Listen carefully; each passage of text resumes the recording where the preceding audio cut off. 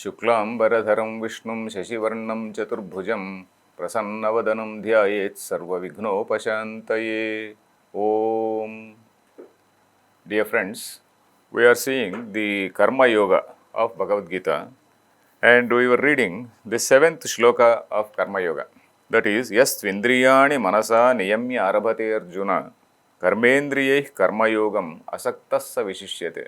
And Krishna was saying that when compared to a sannyasa without jnanam, a person forcibly takes up sannyasa, thinks he is doing a great job and he takes up sannyasa, but he has not got that jnana-nishta. Instead of being like that, it is better to be a karma yogi. That is what he said. Karma yogi and asaktaka, he really excels. Sa vishishyate, he is saying.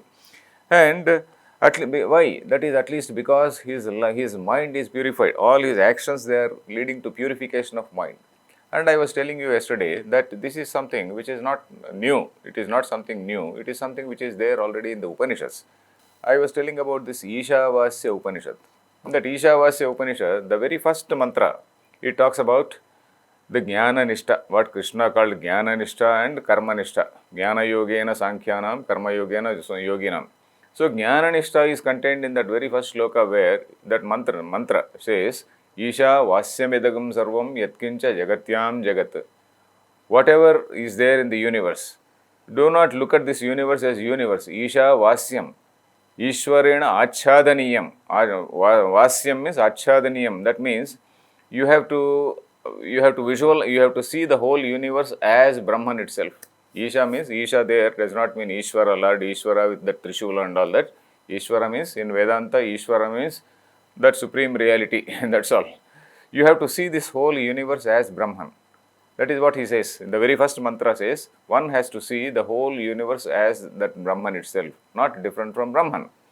And yatkincha jagatyam jagat tena tyaktena bhunjitha, it says. That is with that sense of realization. Once you realize that, then automatically renunciation comes. That tyaga comes automatically, because jnanam is going to give you or dictate us our actions. My understanding dictates my actions. My view of life, my vision of life dictates my actions. So when I visualize, when I am able to see the whole universe as the Brahman, then naturally some sense of that renunciation, that spirit of renunciation comes into me. So that is what is the next line, that is Tena Tyaktena Bhunjitha. So the very first mantra of Ishavasya Upanishad is talking about Jnana-nishta. And for those who are not able to attain that Jnana-nishta, the second mantra says, Kurvanneveha karmani jijivishet shatagam samaha. Kurvanneveha karmani, that is, a person has to keep on doing this karma and even right till 100th year. Jijivishet shatakam samaha. Jijivishet, jivitum ichet. A person should have that desire for life. He should not think, okay, I have to die, A person is not, he need not be a pessimistic person. A person is supposed to be optimistic. In fact, Vedas, if we read, they are so optimistic. Many of the mantras, they are so optimistic. There is no pessimism in the Vedas. So a person, jijivishet shatakam samaha, a person has to live for 100 years doing this karma. What karma? Karma yoga. Jijivishet shatakam samaha, evam tvai nanyatetosti na karma lipyate nare. Na karma lipyate nare means that karma lepa. That is, that karma is not going to bind. Karma phala is not going to be attached. Lepanam, we know. Lepanam is something like a paste. Suppose something like a paste you take and then you apply on the body. That is called a lepanam. So, na lipyate nare means a person is not affected by the fruit of that karma. A person is not bound by the fruit of that karma. So, the second mantra of that Ishavasya Upanishad is talking about karma yoga. So this is something which is this karma yoga is something which is a concept which we see in the Upanishads, in some other Upanishads also in different ways it is told, but in Ishavasya in a very concrete manner. The first mantra is talking about Jnana Nishta, the second mantra is talking about this Yoga Nishta, that is Karma Yoga Nishta. So this is Yas Vindriyani Sanyamya Sa Karma Yogam Asaktah Sa Vishishyate. So this gentleman, he is preferred. Vishishyate means he is preferred. Then we come to the next shloka, that is 8th shloka. That is Niyatam Kuru Karmatvam Karmajyayo Hya Karmanah Sharirayatra Pichate Na Prasidhyeda Karmanah. And Krishna is saying a person has to do niyata karma, that is nitya karma, surely and without fail. There is what is called, I was telling you that the whole karma structure, I was telling you that our ancient sages, they have devised a very great timetable, very elaborate timetable, that is karma structure, let us say karma calculus, for the whole lifetime. And for whatever is the strata, social strata in which the person is, stratum, whatever is the social stratum in which a person is, or whatever is the social, the life level, the stage of life he is, whether he is brahmacharya, grihastha, etc., etc., what are all his duties, do's and don'ts. They are so well chalked out. So there, that nitya karma and naimitika karma, I was telling you about this nitya karma, that sandhya vandana, panchamaha yajnas, etc. That is something one has to do it without fail. Karma jyayohya karmana. And why? Because sharira yatra pichate na prasiddhyeda karmana. If we are not doing that nitya karma, that nitya karma is very, very essential for at least sharira yatra. Sharira yatra, this is a nice expression. Sharira yatra means this whole sharira, you are like a visitor, you are like a pilgrim, you are like a pilgrim in this whole universe. Sharira yatra. You are a pilgrim born into the society, and you are doing this yatra in this society, and then in this yatra you are supposed to do some good things. When you go for yatra, we don't usually do bad things. Usually we try to do good things only when we go to yatras. So sharira yatra pichate na prasiddhyed akarmana. When a person is inactive, when a person totally renounces all actions, and if a person is totally becoming a sannyasi, and sannyasi means what? In olden days, sannyasi means not like the present day sannyasis who develop ashramas, etc. In olden days, sannyasi means he had to do some bhikshatanam. He has to do bhikshatanam. He has to go around and then ask for food. And people were giving food in those days. Nowadays, if people do take up sannyasa, nobody will give food. So that is the reason why nobody takes up sannyasa. But in olden days, probably, okay, if somebody was a totally unemployed person, sannyasa was not a very bad option. Sannyasa was not a bad option, and he could be kaupinam bhajita lepo. There is one shatakam called Kali Vidambana Shatakam. There is one Shataka. So we know what is called Shataka literature. So one Shatakam called Kali Vidambana Shatakam, that is the way of life in this Kali Yuga. What is the way of life in this Kali Yuga? He explains in 100 slokas.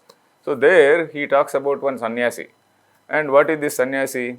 A sannyasi only for physical appearance, he is a sannyasi, but not mentally purified. So how is he? Kaupinam. Kaupinam, probably in olden days they were only wearing a loin cloth. Kaupinam. So if you want to be respected in society, just wear a kaupinam. Just be respectable. If you want to be highly respected man, kaupinam. That is not enough. You have to apply bhasita lepa. You have to apply that bhasmam. What is called, bhasmam we all understand. What is called vibhuti. All over the body you apply vibhuti. Oh, he is such a big man. Kaupinam bhasita lepo. Darbha rudrakshamalika. You hold some darbha in your hand. And also have some garlands. Rudrakshamalika. The neck should not be empty. The neck should be full of rudrakshamalas. So a man who is having so many rudrakshamalas. And maunam, if somebody asks something, a man is observing maunam. So if the man is observing maunam, so that maunam is something which is mauname vibhushanamu mudamanavlaku. Maunam is a very useful thing. Maunam is something, vibhushanam maunam apanditanam, says Bhartruhari. There is one gentleman called Bhartruhari, a king, philosopher and poet. That man, he has written a Niti Shatakam. There he writes, Vibhushanam maunam apanditanam. For a person who is a fool, maunam is a great ornament. Because suppose you have some doubt on some spiritual issue, and you go to that Swamiji and then you want to ask that Swamiji. So the Shishya says, no, Swami he will not speak now, he is on maunam. So the man is sitting in maunam, that's all, fine. Maunam. Then in addition to that, maunam ekashika cheti. And he said, oh no, he doesn't eat in the company of people, he eats alone. Because sometimes we see Swamijis, they don't eat along with all other people. They eat separately. They have Swamiji's bhiksha is separate. They have to eat separately. Of course, there are some great Swamijis, that is according to Sannyasa Diksha. I am not talking about really great Swamijis. I am talking about the Swamiji who is being described by that Kalividam, that writer in that Kalividambana Shataka. That writer's name is Neelakanta. Neelakanta, probably Dikshita or something, Neelakanta Dikshita, Kalividambana Shatakam. It is available on the internet also. It is wonderful. If you know Sanskrit, if you go through those verses, the Kalividambana Shataka, wonderful verses about all types of hypocritical people, all types of knaves, as we call them, KNAVE, knaves. So all types of knaves, hypocritical persons, all such people are described in that book. So Kaupinam Bhasitalepo Darbha Rudrakshamalika Maunam Ekashika Cheti. He eats alone. Murkha Sanjeevanani Shat. He says Murkha Sanjeevanani. A person who is a fool, he will thrive happily if he follows these six. Kaupinam, Bhasitalepa, etc., etc. If he follows this code, he will be happily treated. So sannyasa in olden days means he used to be like that, and then he used to beg for food, and okay, he used to get nice food everywhere. People used to touch his feet, etc., all those things. So but now what he says is that is not something which is recommended. Sharira yatra pichate naprasiddhiye dakarmana. If you are a sannyasi, such a foolish sannyasi, even jiva yatra will be difficult. So you please do karma so that it is useful for you, it is also useful for the society. Then now we are going to another shloka, ninth shloka. Of course, in this eighth shloka, one point which we have to note is that why is Krishna telling Arjuna, Niyatam Kuru Karmatvam, you have to do your mandated job. And what is the mandated job for a Kshatriya? Mandated job for a Kshatriya is Dharma Rakshanam. And if Arjuna is not doing Dharma, if he has to do Dharma Rakshanam, he has to fight. And if Arjuna says, I will not fight, he is not doing his Nitya Karma. So that is one point which we have to note here. Niyatam Guru Karmatvam. So for sannyasi, Nitya Karma is maybe different. But for this gentleman, for Arjuna who is a Kshatriya, Dharma Rashanam, establishing Dharma, social order, is something which is his duty. And for that he has to fight, if it comes to that. Suppose a soldier is there, and you have given a nice gun to him, and suppose he says, no, I will not shoot. Well, then what is it?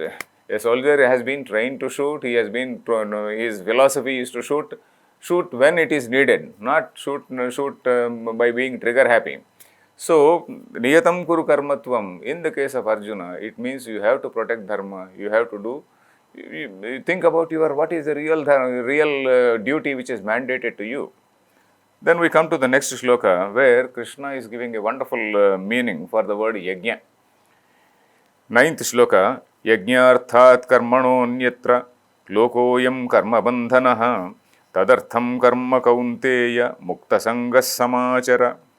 Yajnartha, I will tell the literal meaning of the shloka first, then we will know what the meaning of those words. Yajnarthat karmanaha anyatra lokoyam karma bandhanaha. So what it means is, a person is bound by actions, all types of actions, unless it is something related to yajna. If it is an action related to yajna, then he is not bound. If it is not something related to yajna, he is bound. So that is the first line means. Yajnarthat karmanaha anyatra. Anyatra means in all other places apart from yajnarthat karma. Lokoyam karma bandhana. A person is bound.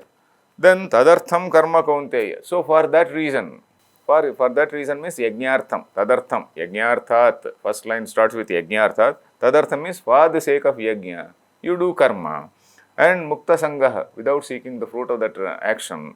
And mukta sangas samachara. So this is the general, if you want to translate in English and tell, this is the general meaning. But what is the real meaning of yajna?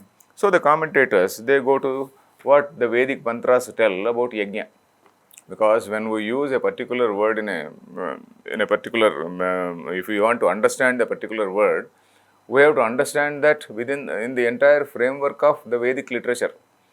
You can't take it out of this Vedic literature and then you can't talk only from the sense of somebody who is doing a yajna. Some Brahmins, they come and somebody is reciting Rigveda, somebody is reciting Yajurveda, and then all types of offerings into the fire, etc., etc. And that is for the sake of punyam, etc. So we are not talking about that type of yajna. Yajna means, the commentators have given, yajno vai Vishnuhu. Yajno vai Vishnuhu means, that is, Yajna is something which is not different from that Vishnu. Yajna is that Vishnu is Vyapnoti iti Vishnu. That is all pervading reality is what is called Vishnu. So when you say that Yajnarthat, the meaning given is Ishwararpana Buddhya. Yajnarthat karma means Ishwararpana Buddhya karma. That is all types of actions which are socially useful. All types of actions which are useful for socially means not only may not be people at large, people around you only, people around you or people at large, whatever it is, depending on our capacity. Suppose a king is doing a particular yajna, it may be benefiting hundred thousands of people. Some family man, some grahastha is doing some yajna, it may be helping about 10 people. So like that. So yajnarthat karmanonyatra, that is basically any action which is intended to, which is done in that Ishwararpana buddhi. So that is the meaning of yajnarthat. So we are not talking about ritual and whatnot. We are talking about the frame of mind, that is Ishwararpana buddhya, you are doing a karma. I am doing it in order to putting myself in the shoes of the Lord, or as an instrument of the divine, and basically to help others. So any activity which is going to help others is a yajna. So that is the reason why people also call Geeta Jnana Yajnam. We come across these phrases, Geeta Jnana Yajnam. Why is it called Jnana Yajnam? Jnana Yajna is again not a new word. It is something which is found in Geeta only. In the 4th chapter we are going to see Jnana Yajnam. Jnana Yajnam is, Jnanam also is a Yajna, because when people are talking about or propagating this particular Jnanam, that is also a Yajna, because you are telling what is there in our scriptures and you are trying to say what is dharma. So, okay, here Yajnarthat karmanonyatra lokoyam karma bandhana. So, Yajnartham karma is something which is according to the divine scheme. Ishwararpana buddhya means it is according to the divine scheme. Yeah, a human being is structured in such a way that he will be happy if he is harmoniously existing with others. If he is not in harmony with others, naturally he will not be happy, others also will not be happy. So a harmonious existence is something which is contemplated in this Ishwararpana Buddhya karma. And Yajnartham karma is something which is not binding in nature. So now we understand that Yajnartham karma means Ishwararpana Buddhya karma is not binding. Then what karma is binding? Kamya karma is binding. Kamya karma means I desire some fruit of that action. I go to Tirupati and I seek some punyam. And what do I get from punyam? Punyam is again, as I said yesterday, punyam is not something which is which is not highly valued in Vedanta. What is valued in Vedanta is jnanam. Punyam is not something which is valued. You do good job, but not seek for punyam. You do it as a duty. So that is what we say. So yajnartha, then lokoyam karma bandhanaha tadartham karma kaunteya. So for that reason you do karma. So this is what we see in all our literature, in all our rituals, etc. In fact, if we see Veda mantras or the Vedic mantras can be understood at two levels. That is, one level is that ritualistic level. Okay, a person is performing some yajnam. Okay, he may be reciting some Purusha Suktam, etc. Or he may be reciting some Rudradhyaya, and he is reciting in such a wonderful way. And he, at the end of it, he feels so perfect. Okay, such nice intonation and then sound vibrations, etc. And everybody is happy that there are nice vibrations. So that is what they say. That is at the ritualistic level, you are understanding. Then at a philosophical level, what Shankaracharya and other commentators here, what they have done here is, or even Krishna himself, Yajnarthat karmanonyatra, when he is saying, he is talking at the philosophical level. That is, Yajna he is interpreted as, that is Yajno vai Vishnu, that is Ishwararpana Buddhya karma. So this sort of interpretation is something which we find in all the Vedanta works, and in fact this is what we find in all our rituals also. In all our rituals means, for example, a person does Sandhya Vandana. Sandhya Vandana, a very ordinary man, a person who is just an average man, he may not know the meaning of Sandhya Vandana. He simply thinks, okay, I am just getting up at 5 o'clock, by 5:30, before 6, before dawn, I am doing this Sandhya Vandana, this is my job, and then he does it very sincerely. So, okay, that is also good. We should not condemn such people. But at a higher level, a person who has understood some Vedanta, a person who understands what is Gita, or maybe who has heard, who has done some Shravanam of Upanishads, he understands it in a different way. For him, that Sandhya Vandana is Atma Upasana, Atma Anusandhanam, because Brahmaiva San Brahma Punoti, it says, you are yourself Brahma, and at 3 times a day, a person is reminding himself that he is not different from that absolute. So that is the awareness. With that awareness, he is waking up. When he wakes up, immediately after waking up, he is reminding himself, Brahmaiva San Brahma Punoti. So like that, even that Brahma Karma Samarabhe, even while starting that Sandhya Vandana, we say Brahma Karma Samarabhe. So like that, all our rituals are structured like that. We'll continue tomorrow. Harihi Om Tat Sat.